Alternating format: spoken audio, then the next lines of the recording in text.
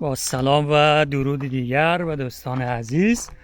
در ادامه بحث‌های مربوط به زبان هزارگی در این بحث می‌خواهیم که مقدار بیشتری در مورد لغات و اصطلاحات خاص هزارگی بپردازیم.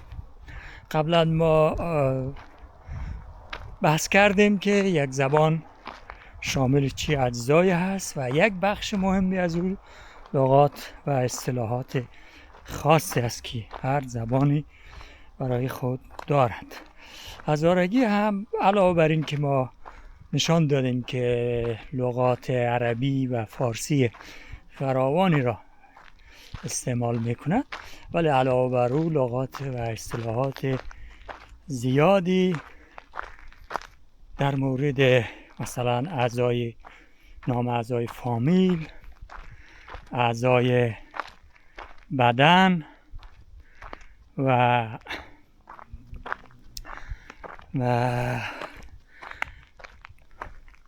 نام اسامی مناطق مربوط به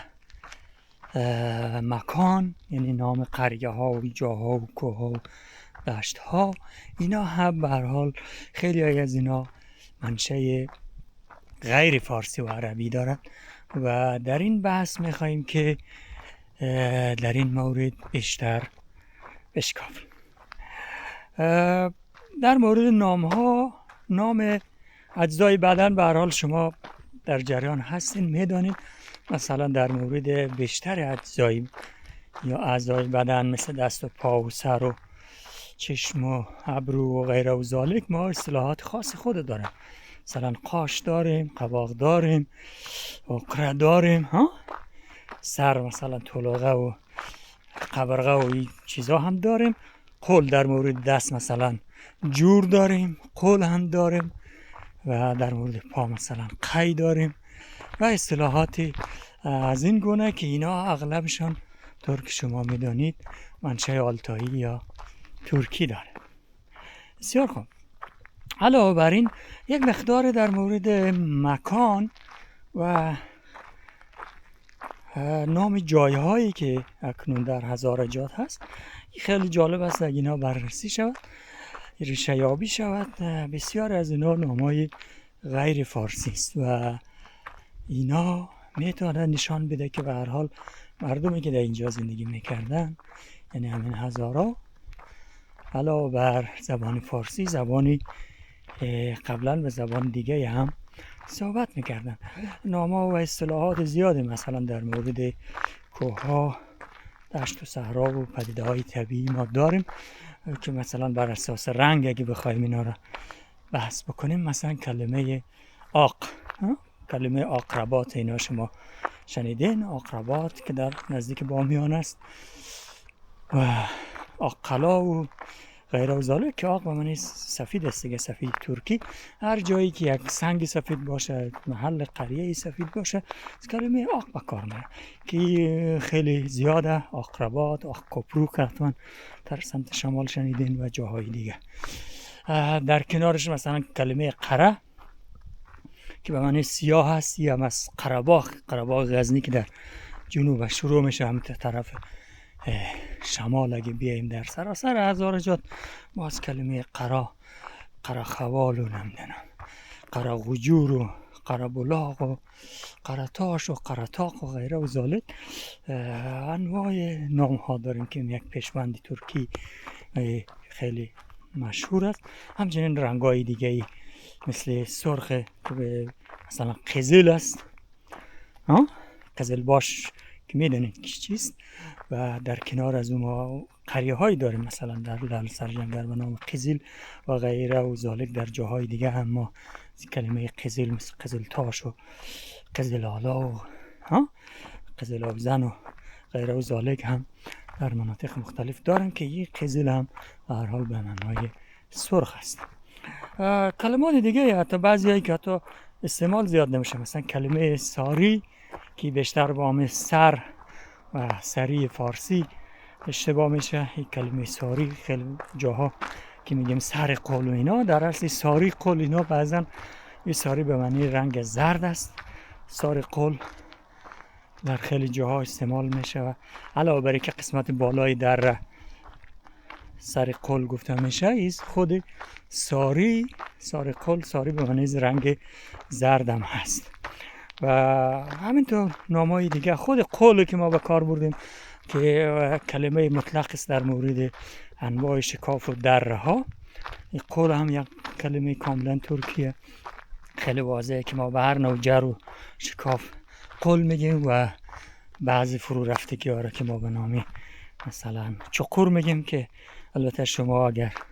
سریال چقور ترکی رو دیدین اکنون معنی از او رو میفهمیم. چقور به معنی عمیق و اینا هم خیلی واضحه. خیلی کلمات دیگه ترکی به همین طرف، به همین سیاق در هزارجات وجود داره و این سوال شاید بیه که چرا این نام اصلا تمرکز داره در هزارجات، چرا مثلا در چه میدونم در جنوب مناطق پشتو زبانو این نام تمرکز نداره که همون جایی که هزارها حالا یا قبلا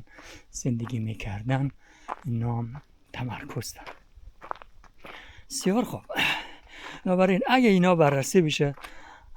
کاملا واضح هست که هزارها تا مثلا 100 سال 200 سال گذشته کاملا دو زبانه بوده یا به هر حال زبانش مثلا ترکی بوده. بسیار از مناطق کم کم از زبان ترکی دو زبانه شدن، هم ترکی هم فارسی، تا در نهایت که اکنون ما در عمل زبانهای آلتایی را از دست دادیم و بیشتر به فارسی رجوع کردیم و مخصوصا در یک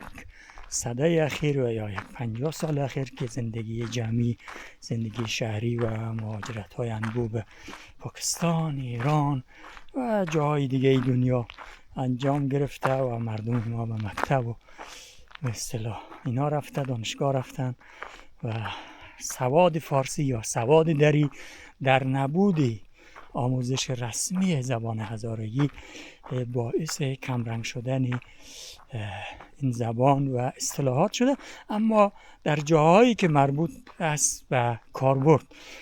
کاربردهای خاص مثل همین اصطلاحات فامیلی و اجزای بدن و اصطلاحات دیگری که مربوط به سبک زندگی میشه، مربوط به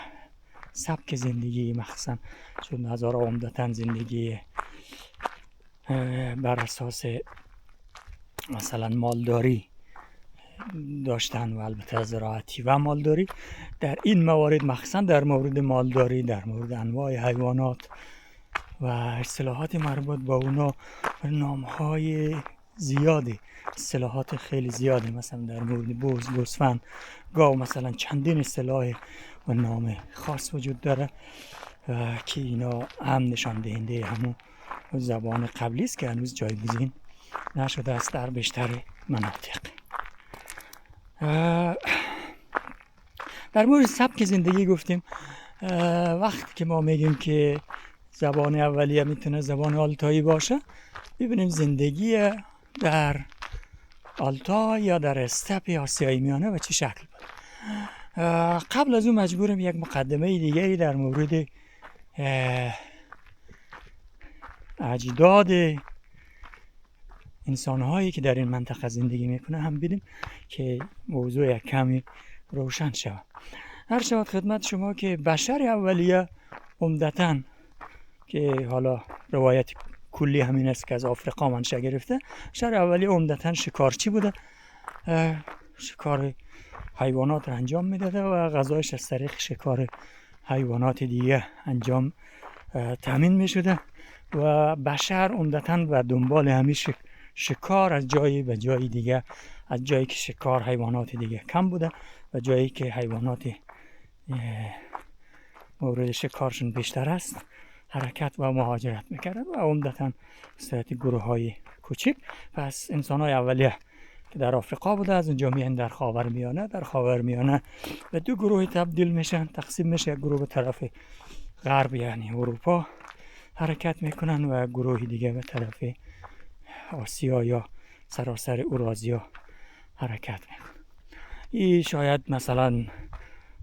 چند صد هزار سال پیش تا 50,000 سال پیش اینا رو در بر میگیره بعضن تا 20,000 سال گذشته هم با برخی قبایل شکارچی عمدتاً هرچی که به طرف شمال کره زمین، طرف سیبری و شمال اروپا به جنگلات انبوه حرکت بکنیم، این شکارچی ها، قبایل شکارچی خیلی زیاد میشن. اغلب اجداد مردم اروپایی خصوصا سمت شمالش اینا منشأ شکارچی داشتن. در شمال آسیا هم همین داشتن، در جاهای دیگه مخصوصا در کوهستان ها، کوههای آلتای یا کوههای زاگرس، کوههای هیمالایا و تیانشان و پامیر هم شکارچی ها فراوان بودن. و یکی از این موضوعات جالب برای شکار همین حرکت یا مهاجرت انسان های اولیه به طرف استپ های آسیای میانه و مخصوصا جنوب سیبری است که شاید در 100,000 سال پیش، 50,000 سال پیش وضعیت آب و هوایی متفاوت بوده است. زمانی بوده است که مثلا جامعه و موجودات خیلی کلان مثل ماموت ها و غیره زندگی میکردن و همچنان گوزن ها و دیر اینا خیلی فراوان بودن. بنابراین اغلب از قبایل شکارچی از غرب و جنوب به طرف سیبری و دشت های آسیای میانه حرکت کرد. بعد از این یک موج دیگری از مهاجرت و سبک زندگی با وجود آمد در مناطق خاصی که اونجا شکار فراوان نبود و او وقتی بود که بشر مجبور شد از گوشتخواری و طرف گیاهخواری تغییر رژیم بده. در جاهای مثل خاورمیانه، دشت‌های سوزان که اینجا چندان برای زیست حیوانات که اینا شکار بکنن مناسب نبودن، اینا در این بیابانا شروع کردن به کشت و زر و این بود که کشاورزی به وجود آوردن. نظر بر این است که حدودی همین بودن 100,000 سال، 150,000 سال پیش اولین هسته های کشاورزی یا زراعت در خاورمیانه، اینجا یک منطقه هلال حاصلخیز در بین دجله و فرات تا آناتولی در ترکیه اینجا فرض میشه که اینا هم بعداً طرف اروپا، جنوب اروپا، طرف آسیای میانه و طرف شرق حرکت میکنه. البته در به موازات از این یک هسته کشاورزی دیگری هم در دشت‌های کشور چین گسترش پیدا میکنه که این چینی ها عمدتاً برنج کار بودن، برنج کاری رو رواج دادن، در حالی که اینایی در خاورمیانه بودن انواع دانه بابی دیگه مثل غلات و غیر و ذالک و سبزیجات و میوه ها اینا رو گسترش دادن. البته یادم نره که قبایل شکارچی که در دریا با شکار ماهیا یا موجودات آبزی تغذیه میکردن، اینا هم فراوان بودن که عمدتاً از کنار سواحل مهاجرت ها انجام میشه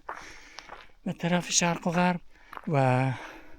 قبایل مثل اسکیمو و غیره که فقط بر اساس همین شکار شرق و غرب مهاجرت میکنه، اینا هم هستن. اما قبایل کشاورز یا این موج کشاورزی مخصوصا در منطقه ماکیناس خاورمیانه از بین النهرین بعد به دشت های ایران و همینطور به مناطق مثل جنوب افغانستان، مثل اطراف حوزه هلمند و اطراف رود اندوسیا سند و در شمال در حوزه باختر اطراف جیهون و سیهون یا همین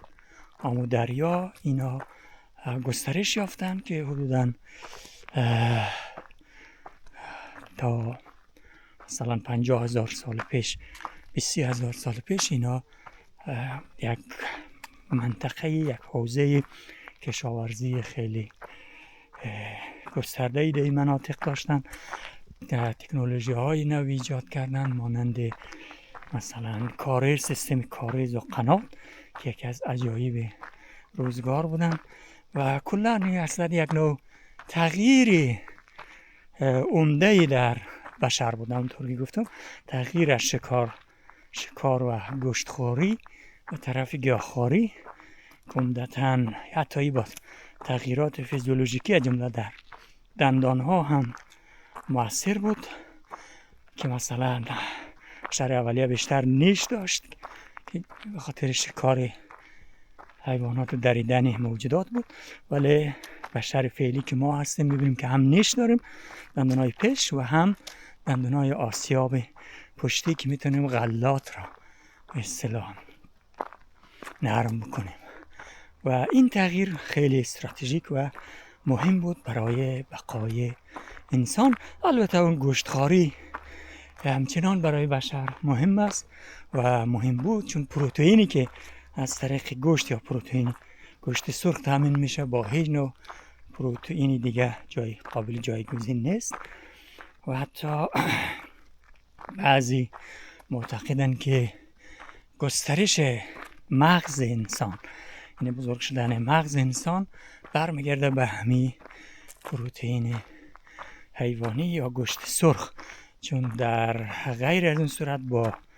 گیاهان و چیزهای دیگه این توسعه مغزی برای انسان قابل دستیابی نبود. بسیار خوب. این دو گروه. یک گروه دیگه هم پسان در آسیای میانه، در استپ ها که از اروپای شرقی تا خاوری دور در شمال شرق چین هست، در اینجا یک گروه دیگه هم به وجود آمد. اینا به اصطلاح هردر بگیم یا چی بگم، کوچی، شبیه هم چیزی که ما داریم، زندگی کوچی یا مالدار بود که اینا تونستن حیوانات را اهلی بکنن. گفته میشه که بعد از اختراع چرخ اینا از آهوها و گوزنا استفاده کردن و پیش از او برای ساخت سورتمه و بعد چرخ و عرابه به حیوانات بستن و بعد اسب را همین مردم اهلی کردن و بعد از او تجارت و تبادل کالا بین شرق و غرب و شمال و جنوب آغاز شد که همین مردم استپ که اینا هم مخلوط بودن، نیمه اروپایی، قسمت غرب و طرف غرب که می آمدن، نظر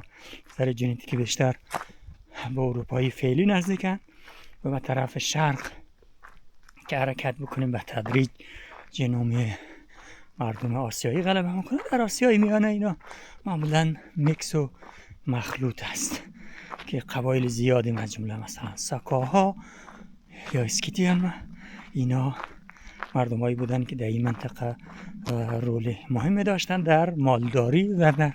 سیستم کوچیگری. چون شما میدونید که ما در افغانستان هنوز با سیستم کوچیگری آشناییم که عمدتا البته کامل نیست، یعنی زمستان تابستانی داره و شبیه ییلاق کشلاق که ما در هزارجات هم داریم هست، اما زندگی استپی اولیه کاملا کوچی بودن، یعنی همیشه به اصطلاح زندگیشون در پشتش بودن، همیشه از جای به جای کوچ میکردن و یک جای ثابت نداشتن. البته اینا هم زمستان ها به جای گرمتر میرفتن و تابستان ها و جای سردتر که همون سیستم ییلاق کشلاق است. اما بعض وقتا اینا از شرق مثلا از سیبری حرکت میکردن میرفتن تا اروپا، تا اروپای شرقی اینجا می آمدن، و یا برعکس از اینجا به طرف شرق تا چین، اینا هند اروپایی ها هم تا چین جا به جا می شدن و چیز حدوداً ای بسیار یک دوره خیلی طولانی بود. البته در دوره اینا با همون شکارچی های اولیه و انسان های اولیه دیگه مثل نیاندرتال و دینوسورها اینا هم مخلوط شدن و بعداً با مخصوصاً با مردم زراعت پیشه در آسیای میانه هم مخلوط شدن. چیزی در حدود 2000 سال پیش از میلاد، شاید در اثر یک تغییرات آب و هوایی در شمال، در سیبری، تامین غذا و شکار سخت شد. این مردمی که در استپ زندگی میکردن با کوچ و بارشان طرف جنوب به طرف هندوستان سرازیر شدن. البته شاید تحولات سیاسی، یعنی شکست برخی از قبایل دیگر، بیماری های عمده مثل طاعون و وبا و غیره اینا باعث شدن که اینا از آسیای مرکزی از استپ طرف جنوب هجوم بیارن و تمدن‌های قبلی که در باختر، یعنی در اطراف بلخ و آمودریا بودن و همچنین از افغانستان عبور کردن در اطراف رود سیند و ایندوس، که حالا در پاکستان هست. اینجا هم مستقر شدن، تمدن‌های قبلی را هم از بین بردن که حالا همین مردم شمال هند، پاکستان اینا، قسمت از افغانستان و آسیای میانه تا اروپای شرقی تا سیبری، همه اینا یک پارچه را می شود گفت که اینا همون بقایای همون مردم های استپ یا همون هند اروپایی هایی که نام برده میشن هست. البته اینا فقط همش هند اروپایی نیست. هند اروپایی یک اصطلاحی بر اساس زبان هست. اونایی که زبان های هند اروپایی داره مثل همین زبان های مثلا انگلیسی و آلمانی و فارسی و پشتو و هندی، و در کنار از اینا مخصوصا اونایی که کمی به طرف شرق، طرف سیبری بودن، زبانهای آلتایی و زبانهای اورالی هم داشتن که زبانهای گروه های اورالی هم در این مهاجرت یا آلتایی هم در این مهاجرت و مخصوصا در مهاجرت های بعدی به طرف هندوستان نقش داشتن، که البته بعداً که در افغانستان آمدن و هندوستان، یک گروه طرف هندوستان رفتن، یک گروه دیگه هم طرف غرب، طرف ایران و تا خاورمیانه اینا هم حرکت کردن. البته از کوههای قفقاز هم گروهی از اینا طرف خاورمیانه حرکت کردن. بسیار خوب، از بحث اصلی دور نشویم. حالا برمیگردیم به سیستم کوچ‌نشینی. ما با زندگی کوچیگری آشناییم، بعضا مخصوصا برای هزارها یک جنبه ناراحت کننده و منفی هم دارن، اما واقعیت اینه که اغلب قبایلی که از آسیای میانه آمدن یا همهشان به شمول همین پشتونایی که حالا کوچی هست، هزارها، ازبک‌ها و بسیار از قبایل دیگه، اینا هم در اصل کوچ‌نشین بودن و بر اساس همون سیستم استپی و کوچ‌نشینی اینا به مناطق مرکزی افغانستان مستقر شد. در مورد هزاران بحث‌ها و نظرات مختلفه، ولی میتونیم به طور کلی بگیم که یک گروه عمده از هزارها همراه هند اروپایی آمدن که با اینا تفاوتی نداره. یک گروه دیگه اینا همراه با همه زراعت پیشایی که از خاورمیانه آمد و شامل از اینا هست، و یک گروه دیگه از اینا که پسماندتر شامل اقوام آلتایی هست که از آسیای میانه و سیبری و شمال چین و از این مناطق آمد. بنابراین هزارها میتونه مخلوط از اینا باشد که در عمل چنین هست و زبانشان هم همین اختلاط را نشان میده. فارسی و عربی اصطلاحات خاورمیانه‌ای ما بحث کردیم و در مورد اصطلاحات آلتایی هم مثال هایی گفتیم و اکنون مثال های بیشتریم. ما اصطلاحات خیلی خاص در مورد همین زندگی کوچ‌نشینی و استپی که اینا مثلا در آسیای میانه و در استپ زمستان های سردی دارن و در سیبری باید یک سری تمهیدات خاص را داشته باشند. مثلا در مناطق ما در هزارجات مثلا بحث هیزم و خانه و اینا هست، ولی در اون مناطق مشکل هیزم و خانه اینا نبودن، بلکه مشکل تامین غذا بود و از این روز که اونا تمهیدات خاصی، ابتکارهای خاصی در مورد ذخیره مواد غذایی برای زمستان‌های طولانی و بسیار سرد داشت که از خیمه هاش حتی بیرون نمیتونستن، عمدتاً از همین محصولات حیوانی استفاده کرد که ما دو تا اصطلاح عمده از اینا رو خدمت شما عرض میکنیم که هزارها هنوزم به کار میبرن و البته سایر مردم افغانستان منطقه هم با اینا آشنایی داره. یک از همین کلمه قروت است که البته این با اصطلاحات دیگه قروت اینا، ولی اصلش هم قروت، همو خوش شده لبنیات است در اصطلاحش. ماست و دور اینا را چکره به اصطلاح خشک میکنن و گلوله میکنن و در جاهای در تابستان خشک میکنن، ذخیره میکنن برای زمستان. در زمستان دوباره اینا را جوشانده یا با آب داغ و آب سرد دوباره تبدیل به دوغ و تبدیل به غذاهای مثل قروتی و نانبوته و از اینجور چیزا میکنن که این خیلی مشهوره در مورد قبایل زیادی. و اما شما میدونین که بهترین نوع قروت و بیشتر قروت برمیگرده به هزارجات و مردمی که در این منطقه زندگی میکنه. این هم یک نشانه است از ریشه آلتایی و استپی و آسیای میانه‌ای هزارها. در کنار از ما یک اصطلاح دیگه ای داریم به نام قدید. این قدید البته مردم دیگه کمتر به کار میبره. یک اصطلاح بسیار قدیمی آلتاییه که در کتاب‌های بسیار قدیمی نام برده شده. قدید چیه؟ قدید همون گوشت خشک است. شما اگر در آسیای میانه و در کوههای آلتای و صحراهای آسیای میانه سفر کنید، گوشت خشک یک رسم، یک چیز بسیار فراگیره. گوشت خشک طور اینا آماده میکنن و میپزن و بعد خشک میکنن آماده برای خوردن که مانند چیپس وارد داخل به اصطلاح بسته‌بندی های خاص در فروشگاه فروش میره و شما وقتی در بیابان و کوه ها سفر میکنید میتونید از این گوشت ها مانند چیپس یا مثل قروت از اینا استفاده بکنید. و این قدید ما در افغانستان هم داریم که در تابستان یا پاییز حیواناتی که داریم گاو و گوسفند میکشیم، گوشت از اینا رو در آفتاب خشک میکنیم و هم در زمستان های طولانی کم کم اینا رو دوباره آورده و پخته و مصرف میکنیم که البته نامای دیگه مثلا در پشتو گوشت لاندی و از این گپا هم هست که البته اخیراً ثابت شده که این گوشت خشک میتونه سرطان‌زا باشه و خیلی عادت غذایی خوب نیست. ولی به هر حال در استپ در او سیبیری این یک سیستمی بوده و یک راهی بوده برای نجات و تامین مواد غذایی. و همینطور عادت‌های دیگه مثل مثلا همین سیستم ایلاق قشلاق. شما میدونید که ایش لاقش پسمند مکان است و ای به معنی اصلا بهار است و قشق به معنی تابستان است. و زندگی ایلاق قشلاق را خیلی ها میدونه. البته بعضی جاها در نزدیک مناطق شهر در کابل و در غزنی ما به اون صورت نداشتیم، اما در بامیان هرچی به طرف شمال به طرف آسیای میانه حرکت میکنیم این سیستم ایلاق قشلاق فراوان است و زیاد استفاده میشه و اینم به خاطر عمدتاً همو برمیگرده به خاطر همو چراندن و گسترش حیوانات و مالی که مردم دارن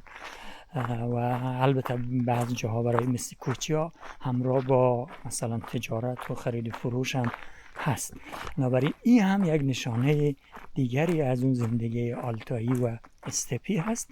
در کنار از خیلی سیستم‌های دیگه، یک از نشانه‌های دیگه همینه که خیلی مثلا برخی از قبایل مثل هزارها البته توانایی رو دارن، خیلی ها مثلا در جاغوری ما سیستم‌های خیلی خوب زراعتی و باغداری اینا داریم، ولی اغلب مثلا در کوههای بابا در بامیان اینجاها در ارتفاعی بلند واقعیتش اینه که هزارها کشاورزان و زارعین خیلی خوبی نیست. یا یک دلیلش این است که نه اینکه اینا زارعین خوبی نباشن، بلکه دلیل ارتفاعی بلند اینجا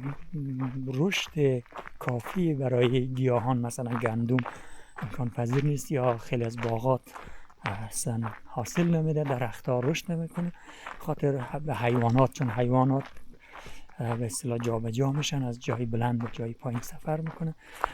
از این سیستم ما میتونیم استفاده کنیم. بله نمونه‌های زیادی ما داریم. البته از سیستم کشاورزی و زراعت پیشه ما واقعا مثلا تاجیکای ما واقعا باغداران و کشاورزان بسیار دقیقی هست و این در مورد آبیاری هم همینطور و البته هزارها هم توانایی داره، دیگه مردم هم داره، ولی مثلا تاجیکا بهترین باغدارا و زارعین ما اینا هست و اینا همونطوری که خودشون باور دارن و خیلی ها معتقدن، خیلی ها اینا منشأ خاورمیانه‌ای دارن و همون سیستم به اصطلاح کشاورزی را اینا از بنی نهرین یا از آناتولی به هر حال به این مناطق آوردن. سیستم‌های مثل کاریز و قنات، این کاریز مثلا در بامیان، کوی بابا و مناطق مرتفع چندان رایج نیست، اما در مناطق جنوب مثل غزنی که ما هستیم، از جمله در جایی که ما خود ما در مالستان ما نزدیک خانه ما 2-3 تا کاریز هست، خوش کاریز و خوشمیر و غیره. این نشان میده که چون یک منطقه کم آب است در این مناطق، نشان میده که به هر حال منشأ از اینا برمیگرده به کجا و مناطق خاورمیانه‌ای. البته میتونه مردم آسیای میانه و دیگه هم این سیستم زراعتی و کار زیاد بگیره، اما مهارت اصلی برمیگرده به او زراعت. یعنی ما از او هم از سیستم کشاورزی هم به هر حال بی نصیب نبودیم و داریم. در ضمنش که مثلا بحث زندگی کوچیگری و مالداری هم به هر حال خیلی عمده و فراوان است. البته اصطلاحات و بحث‌های دیگه هم در این مورد هست و چون هوا داره تاریک میشه ادامه بحث را می سپاریم برای جلسات آینده و از حضور شما و مشارکت شما، از حوصله شما تشکر میکنیم. اگر علاقه‌مندین خواهش میکنیم که با لایک و کامنت و سابسکرایب ما را علاقه‌مند کنید تا بتونیم بیشتر از این بحث‌ها خدمت شما در مورد ریشه های مشترک خودمان خدمت شما تقدیم کنیم. پس تا جلسه بعدی، خدا نگهدار.